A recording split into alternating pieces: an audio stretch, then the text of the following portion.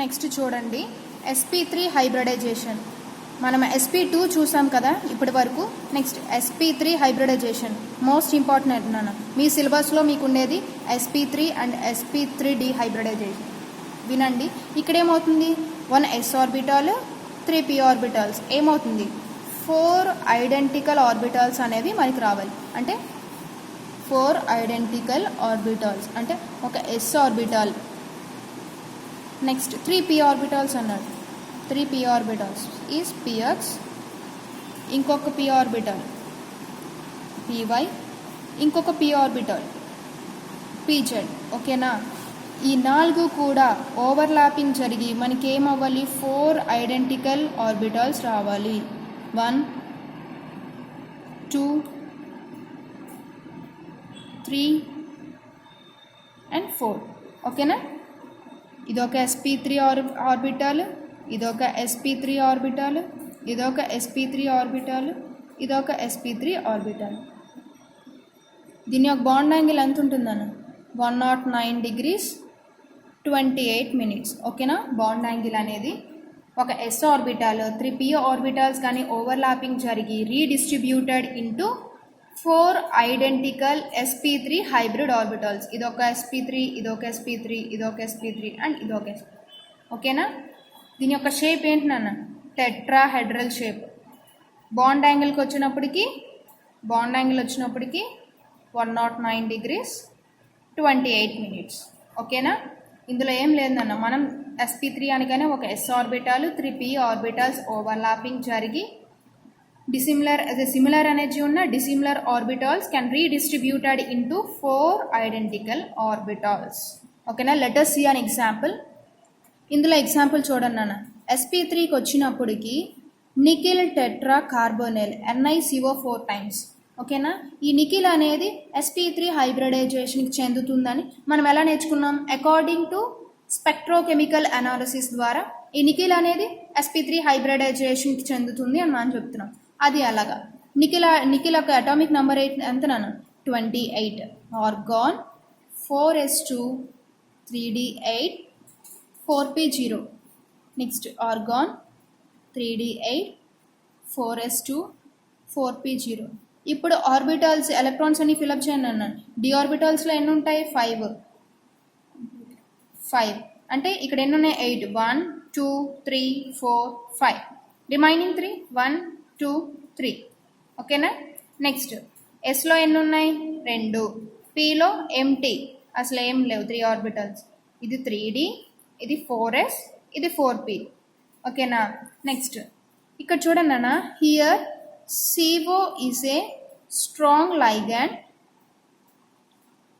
CO అనేది strong ligand అన్న.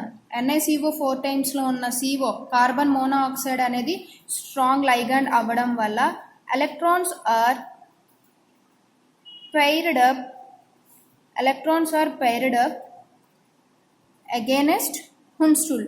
Hund's rule ప్రకారంగా ఈ ఏవైతే సింగిల్ ఎలక్ట్రాన్స్ అన్నీ ఉన్నాయో అవన్నీ కూడా పైర్ అయిపోతూ ఉంటాయి. మనం హున్స్ రూల్లో ఏం నేర్చుకుంటాం, యాక్చువల్గా సింగిల్ ఎలక్ట్రాన్స్ కానీ డీజెనరేట్ ఆర్బిటాల్స్ ఏవైతే ఉన్నాయో అవన్నీ కూడా పేరప్ అయిపోతూ ఉంటాయి. ఏవైతే సింగిల్ ఎలక్ట్రాన్స్ ఉంటాయో అవన్నీ కూడా పేర్డ్ ఎలక్ట్రాన్స్గా కన్వర్ట్ అయిపోతూ ఉంటాయి. ఇలానే దాన్ని మనం హున్స్ రూల్ అని చెప్తూ ఉంటాం.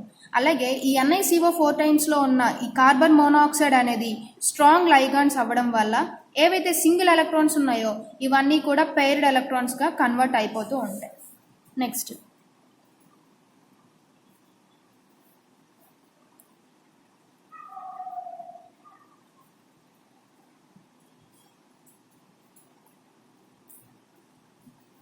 అప్పుడు ఏమవుతుంది, 4s అనేది ఎంటీగా ఉండిపోతుంది. ఇది 4s 4p అండ్ 3d. అర్థమైంది కదనే? ఏవైతే సింగిల్ ఎలక్ట్రాన్స్ ఏమవుతుంది, ఇక్కడి నుంచి ఒక ఎలక్ట్రాన్ అనేది షిఫ్ట్ అవుతుంది ఒకటి, నెక్స్ట్ ఇంకొక ఎలక్ట్రాన్ అనేది షిఫ్ట్ అవుతుంది.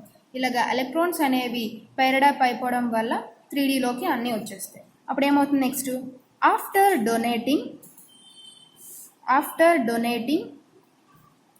4 pairs of electrons by 4 CO ligands ఏమవుతుంది, డొనేట్ అయిపోయిన తర్వాత ఆఫ్టర్ 4 pairs ఆఫ్ ఎలక్ట్రాన్స్ ఈ CO అనేది ఈ లైగాండ్ ద్వారా 4 pairs ఆఫ్ ఎలక్ట్రాన్స్ని డొనేట్ చేస్తూ ఉంటుంది. అంటే నికిల్ ఈజ్ ఈక్వల్ టు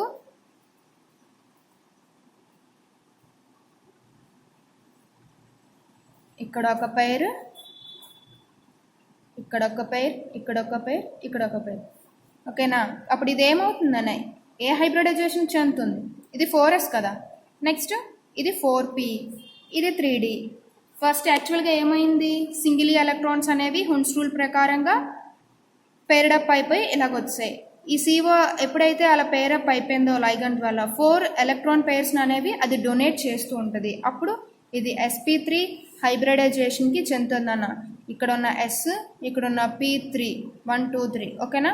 ఈ నికిల్ టెట్రా కార్బెనైల్ అనేది sp3 హైబ్రిడైజేషన్కి చెందుతుంది. అర్థమైంది కదా ఏంటో. అందుకే దాని షేప్ అనేది చూడండి నాన్న, నికిల్ ఇది.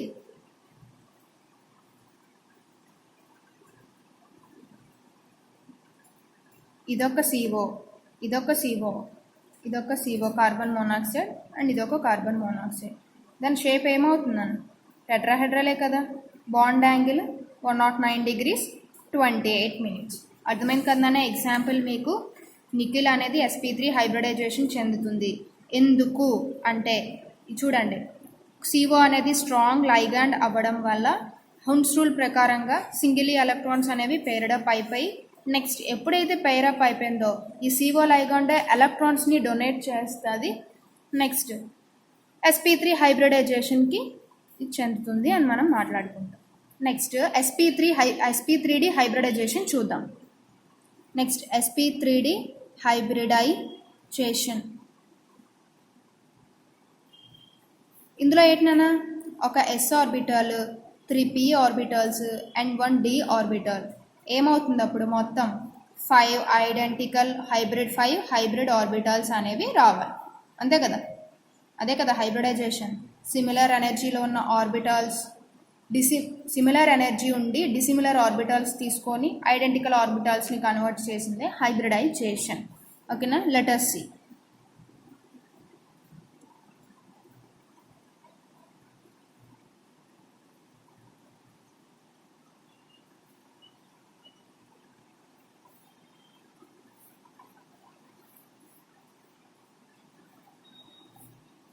ఇలా వస్తుంది నాన్న మొత్తం అంతా కూడా సేమ్ సిమిలర్గా అలానే కదా వచ్చింది. ఒక s orbital, 3p orbitals and 1d orbital కానీ రీడిస్ట్రిబ్యూటెడ్ అయితే మనకి 5 హైబ్రిడ్ ఆర్బిటాల్స్ ఐడెంటికల్ ఆర్బిటాల్స్ వస్తాయని ఇది అంతా చెప్పాను కదా నాన్న, ఇమేజినరీ పార్టే అనేసి. సో మీరు ఇలా వస్తుంది అని చెప్తారు. మీరు ఎగ్జాంపుల్ తీసుకునేటప్పుడు అది ఎలా వస్తుంది అనేది మీరు ప్రూవ్ చేయాలి. ఇదొక sp3d, ఇదొక sp3d. మొత్తం ఎన్ని చూడండి అన్న 5, 1 2 3 4 5. ఓకేనా. ఒక s, 3p and 1d orbitals same similar energy or dissimilar orbitals can redistributed into 5 identical hybrid orbitals. ఇలా కానీ వచ్చినట్లయితే దాన్ని మనం హైబ్రిడైజేషన్ అని చెప్తాం. sp3d. Let us see an example. ClF3. ఓకేనా. ఇందులో ఏం మాట్లాడుతున్నారు, ఈ క్లోరిన్ అనేది sp3d హైబ్రిడైజేషన్ సెంట్రల్ ఆటమ్ ఇదే కదా. క్లోరిన్ అనేది sp3d హైబ్రిడైజేషన్కి చెందుతుంది అని స్పెక్ట్రోకెమికల్ అనాలిసిస్ ద్వారా మనం నేర్చుకున్నాం.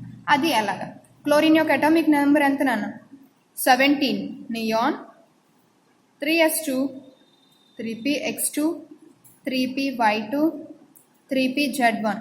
ఇది ఎలక్ట్రానిక్ కాన్ఫిగరేషన్ గ్రౌండ్ స్టేట్లో ఉండేటప్పుడు. అదే కానీ మనం ఎనర్జీ కానీ ఇచ్చినట్లయితే అప్పుడు ఏమవుతుంది, ఎక్సైటెడ్ స్టేట్కి వెళ్తుందా. అప్పుడు neon 3s2, 3px2, 3py1, 3pz1 and 3d1. ఓకేనా. ఇది ఎక్సైటెడ్ స్టేట్. క్లోరిన్ ఎక్సైటెడ్ స్టేట్కి కానీ వెళ్ళినట్లయితే అప్పుడు ఏమవుతుంది, ఒక s ఆర్బిటాల్, 3p ఆర్బిటాల్స్, ఒక s orbital, 3p orbitals and d orbital మొత్తం ఏమవుతుంది sp3d హైబ్రిడైజేషన్కి చెందుతుంది అని మనం చెప్తాం. నెక్స్ట్ ఇంకా ఏంటి, 3 fluorine atoms. Fluorine is equal to 9, helium 2s2, 2px2, 2py2 and 2pz1 ఏమవుతుంది? ఈ క్లోరిన్లో ఉన్న 3pzd మొత్తం ఇవి కూడా ఇది half filled orbitals are full filled orbitals. Next ఫ్లోరిన్లో ఉన్న 3pz ఆర్బిటల్, అంతే కదా. Here chlorine having sp3d hybrid orbitals. Among the 5, 2 are filled with lone pairs and remaining 3 having unpairs. ఈ రెండు ఫిల్డ్ అయి ఉన్నాయి, ఏమున్నాయి? హాఫ్ ఫిల్ అయి ఉన్నాయి. The 3 unpaired electrons of sp3 hybrid orbitals of chlorine యొక్క sp3 hybrid orbitals unpaired electrons ఏవైతే ఉన్నాయో are overlapping with 2pz orbitals of fluorine. ఈ మూడు కూడా ఈ ఫ్లోరిన్లో ఉన్న 2pz ఆర్బిటాల్తో ఓవర్లాపింగ్ జరిగి ఏమవుతుంది? 3 సిగ్మా బాండ్స్ అనేవి ఫామ్ చేస్తుంది. అర్థమైందా? ఏ షేప్లో ఉంటుంది నాన్న? ఇది టీ షేప్ నాన్న, చూస్తున్నారు కదా, టీ షేప్. దీని యొక్క షేప్ అనేది టీ షేప్, ఓకేనా. బాండ్ యాంగిల్ వచ్చినప్పటికీ 90 degrees అండ్ 72 degrees నాన్న బాండ్ యాంగిల్ వచ్చినప్పటికి. లెటర్స్ ఈ డయాగ్రామ్ చూద్దాం ఎలా వచ్చింది ఏంటి అనేది. ఇదొక ఆర్బిటాల్, ఇదొక ఆర్బిటాల్, ఇదొకటి, ఇలాగే కదా వచ్చింది. అంటే ఇది ఈ రెండు ఫుల్ఫిల్డ్ కదా, అంటే లోన్ పేర్ ఆఫ్ ఎలక్ట్రాన్. 3px2లో కూడా లోన్ పేర్ ఆఫ్ ఎలక్ట్రాన్. ఈ ఇక్కడ 3pyలో 1 హాఫ్ ఫిల్డ్, 3pzలో 1 హాఫ్ ఫిల్డ్, 3d1లో 1 హాఫ్ ఫిల్డ్, అంతే కదా. అప్పుడు ఏమవుతాయి? మనకి ఎన్ని ఫ్లోరిన్ ఆటమ్స్ ఉన్నాయి? 3 ఫ్లోరిన్ ఆటమ్స్ ఉన్నాయి. ఒక ఫ్లోరిన్ ఆటమ్ ఇక్కడ 3pz orbital, next fluorine atom ఇంకొకటి, నెక్స్ట్ ఇంకొక ఫ్లోరిన్.